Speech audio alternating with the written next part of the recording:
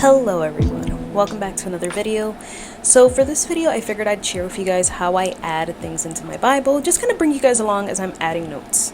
I have some sermon notes, I have some notes from my holiest of all that I want to add, and from this Bible study. I think I mentioned it a while ago, but a group of ladies and I are going through the book Adversity University, and there's a couple of things I want to add into my Bible from this too.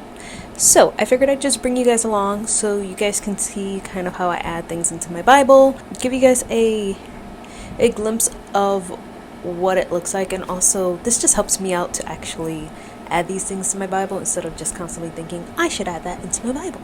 So I'm gonna flip you guys over so you guys can see what I'm doing in my Bible, and we can chat materials and things like that. As I write my notes for this section in my Bible, I just wanted to chat a little bit about what I'm writing.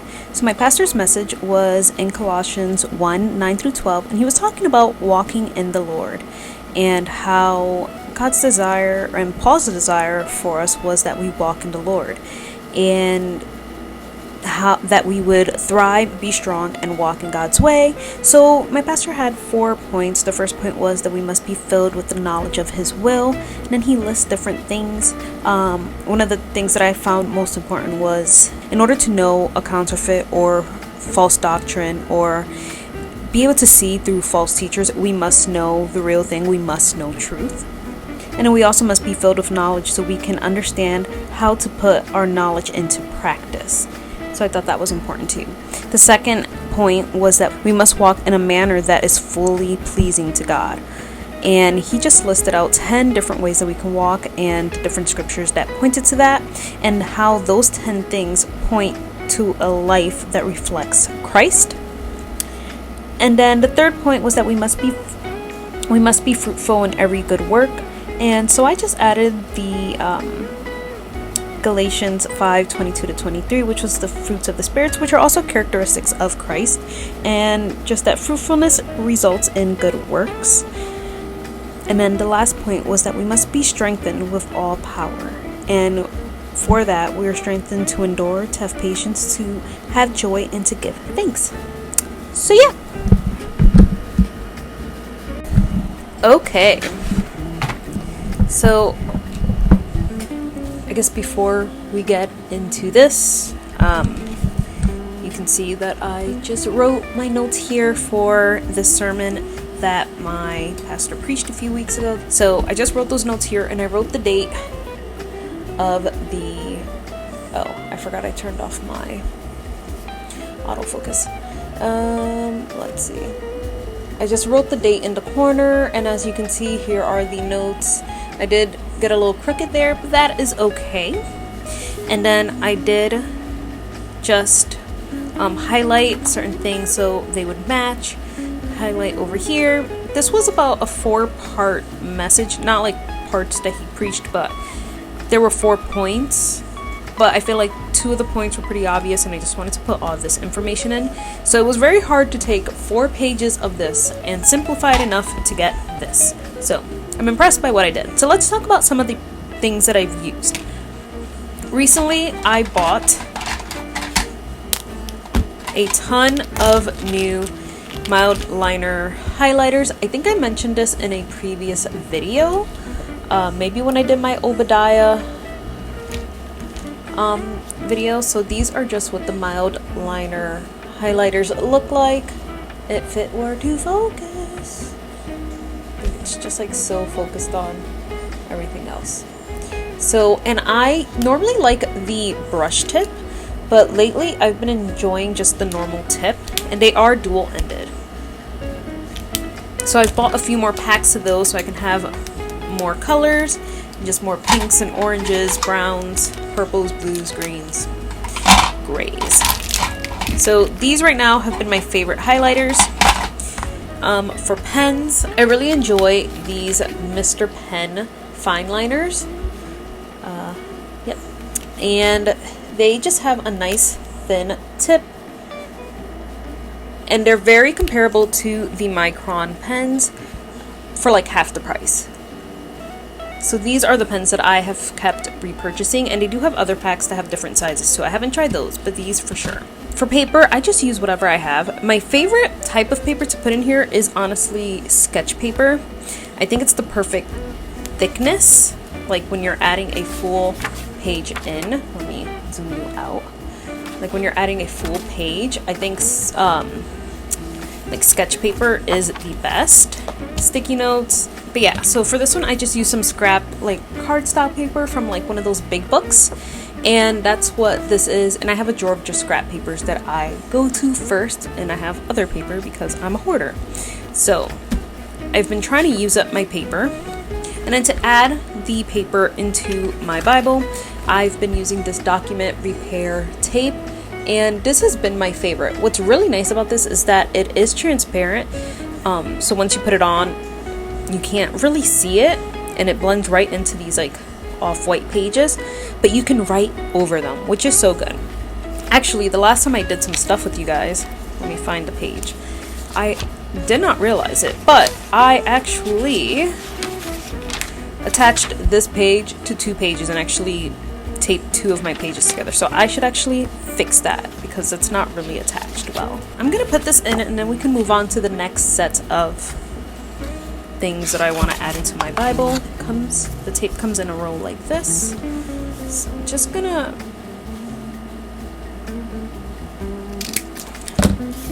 measure it out like that.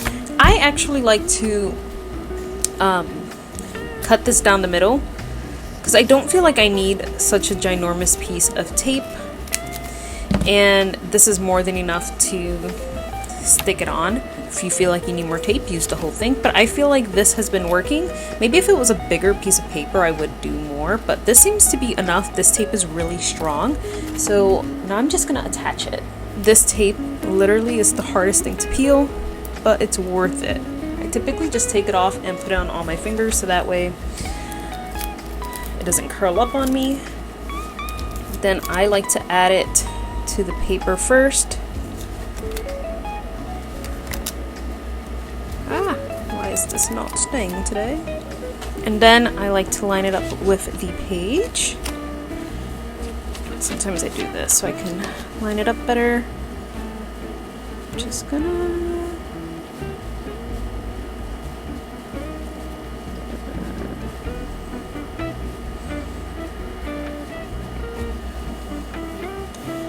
just like that, and you can see that you can still see everything I wrote here. You could even highlight over this.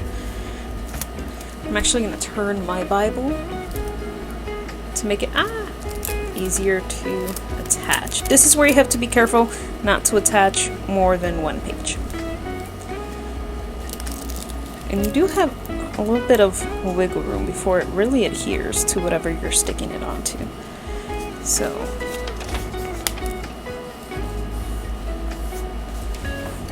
there we go. That is, oh, the whole thing is shaking. There we go. That is in there. It is not going anywhere. Oh, let's not bend it around. I think a lot of people have asked me before why I don't write on this side. So one, because I'm scared, and it's just something I need to get over with my perfectionism. And 2, I wish that my Bible was one column, like single column versus double column, because then I feel like I would use this side more, because I wouldn't have to be competing between both columns. So I typically will write on this side when it pertains to one, like the column that it's next to, or if it's one book, like in Micah. Not Micah, Obadiah, whatever books we just recently did. So yeah, so now I'm gonna move on to the next thing that I want to add into my Bible.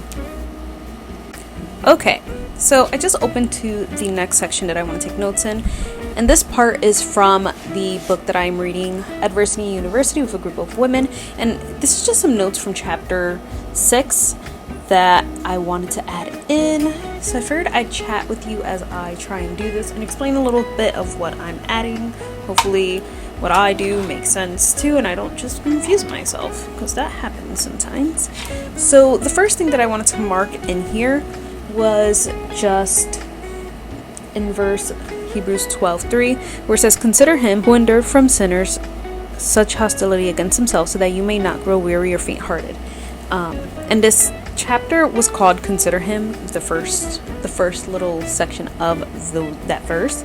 In the book, it said, "This phrase means to consider him accurately or again and again. It indicates that we should pay attention to who he is, how he lives, and how he works."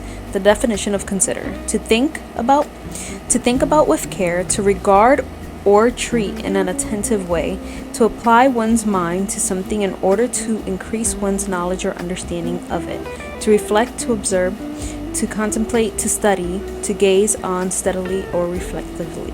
I just wanted to add that, and then it also quotes Philippians 2:1-2, that we need to know the knowledge, and this knowledge will help us pattern our lives after him rather than living our own way. So I want to add that into my Bible. Alright, so I added my notes here. I just added a little arrow here and added some of that information. And then in Matthew, let me do that. No, not Matthew. Mark. Then in Mark, I just highlighted this verse that we spoke about at Bible study, and just a little note that says, "We are first called to be with the Lord." In my note, I put, "We will not know how to serve him if we do not know him." So that's just showing that this verse is just when Jesus appointed his 12 that they might be with him, and that was the first thing, that they would be with him. So we should be with the Lord first. I know there was a few things I wanted to add from this book, Andrew Murray, The Holiest of All, and this is just a full commentary on the book of Hebrews, and it's excellent. It is so good. It's very deep. Each chapter is like 2 pages, but there's just so much information. He writes in almost like an old English, so sometimes it can be a little harder to understand, but it is so good. Now, I have mentioned before that this is an abridged version, and it makes me angry. It's been abridged for the Copeland Ministries. I don't agree with them. They took out most of chapter 12, which is just the chapters on God's, discipline and chastising, doing what a father does. Oh wow, I didn't realize I popped the spine to my book. So yeah, there's a lot of things I would love to add. I actually stopped adding little flags because it just became too much. But I don't remember exactly what I wanted to write. We may never know. Okay, and then these are just the extra chapters that they removed. I have them, and I need to stick them into this book. I don't know. I don't think I'm going to add things from that today because I have no idea what exactly I wanted to put in. Let me see if there's any more notes here from my sermon notebook that I had wanted to add. I think there's a lot in here, but not anything that I'm planning on putting in my Bible at this moment. So I think that's kind of it for this video. Okay, so I hope you guys enjoyed this video. I hope seeing me put my notes in was somewhat helpful, somewhat encouraging. The way I do it, I don't feel like there's one right way on how to add notes to your Bible.